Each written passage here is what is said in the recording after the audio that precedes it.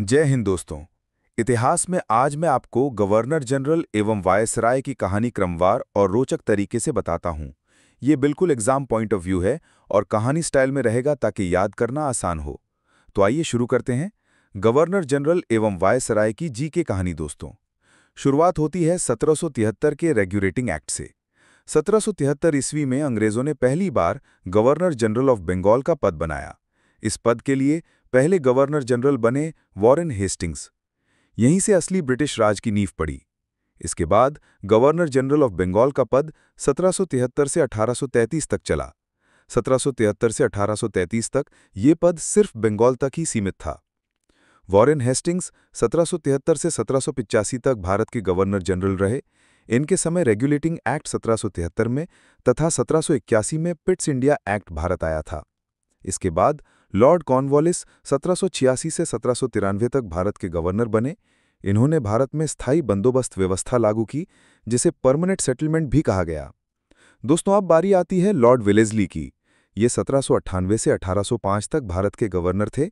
इन्होंने सहायक संधि लागू की, जिसे सब्सिडरी अलायंस भी कहा जाता है। इनके बाद भारत के गवर्नर जनरल लॉर्ड हेस्टिंग्स बने। इनका शासन 1813 से 1823 तक चला। इनके समय 1813 चार्टर एक्ट एवं रैयतवाड़ी व्यवस्था लागू हुई थी। इसके बाद लॉर्ड विलियम बेंटिक 1828 से 1835 तक भारत के गवर्नर जनरल रहे। इन्होंने भारत में सती प्रथा का अंत किया, अंग्रेजी शिक्षा की शुरुआत की। दोस्तों, अब शुरू होता है सफर गवर्नर जनरल ऑफ इंडिया का, जो भारत में 1833 से 1858 तक रहे। 1833 के चार्टर एक्ट से अब गवर्नर जनरल पूरे भारत का गवर्नर जनरल कहा जाने लगा। भारत के पहले governor general of India Lord William Bentinck बने। इसके बाद लॉर्ड डलहौजी भारत के गवर्नर जनरल थे। इनका शासन 1848 से 1856 तक चला। इन्होंने लापरवाही का सिद्धांत, डॉक्ट्रिन ऑफ लैप्स तथा भारत में रेल तार डाक की शुरुआत की थी। डलहौजी के बाद लॉर्ड कैनिंग भारत के गवर्नर जनरल थे। इनका शासन 1856 से 1862 तक चला था। इन्हीं के समय भारत में 1857 की क्रांति हुई थी और बाद में इन्हें भारत का पहला वायसराय बनाया गया था। दोस्तों, अब शुरू होता है वायसराय ऑफ इंडिया का सफर, जो 1858 से 1947 भारतीय स्वतंत्रता तक चला। 1858 ईस्वी में भारत का शासन ईस्ट इंडिया कंपनी से छीनकर सीधे ब्रिटिश क्राउन को सौंपा गया। अब गवर्नर जनरल को वायसराय की उपाधि दी गई और भारत का पहला वायसराय लॉर्ड कैनिंग बना। लॉर्ड लिटन 1776 से 1880 तक वायसराय रहा। लिटन के समय 1877 में दिल्ली दरबार का आयोजन हुआ था तथा वर्नैक्युलर प्रेस एक्ट भारत आया था, एवं लॉर्ड रिपन का शासन 1880 से 1884 तक था। ये भारतीयों के हितैषी कहे जाते थे। इन्होंने भारत में स्थानीय स्वशासन की शुरुआत की और इल्बर्ट बिल पेश किया था। लॉर्ड कर्जन का शासन 1999 से 1905 तक था। इनके समय बंगाल विभाजन 1905 में हुआ था। लॉर्ड हार्डिंग 1910 से 1916 तक भारत का गवर्नर बना। इसने 1911 में भारत की राजधानी कलकत्ता से दिल्ली शिफ्ट की।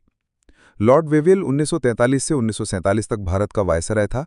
इनके समय शिमला सम्मेलन, कैबिनेट मिशन और वेवेल योजना भारत आई थी। इनके बाद लॉर्ड माउंटबेटन 1947 से 1948 तक भारत का अंतिम वायसराय बना था। इसने 3 जून 1947 को भारत पाकिस्तान विभाजन की घोषणा की थी। 15 अगस्त 1947 को भारत स्वतंत्र हुआ था। इसके बाद शुरू हुआ गवर्नर जनरल ऑफ इंडिया का सफर। स्वतंत्र भारत के बाद वायसराय की उपाधि समाप्त हो गई। अंतिम वायसराय और स्वतंत्र भारत के पहले गवर्नर जनरल लॉर्ड माउंटबेटन बने और अंतिम गवर्नर जनरल भारतीय चक्रवर्ती राजगोपालाचारी बने, जिनका शासन 1948 से 1950 तक चला। 1950 में संविधान लागू होने के बाद ये पद खत्म हो गया और भारत में राष्ट्रपति सर्वोच्च बना। दोस्तों, ये था सफर भारत के गवर्नर जनरल और वायसराय का। आपको ये प्रयास कैसा लगा, हमें कमेंट में बताएं। ऐसी ही रोचक जीके के लिए हमारे चैनल को सब्सक्राइब करें। मिलते हैं। जय हिंद, जय भारत।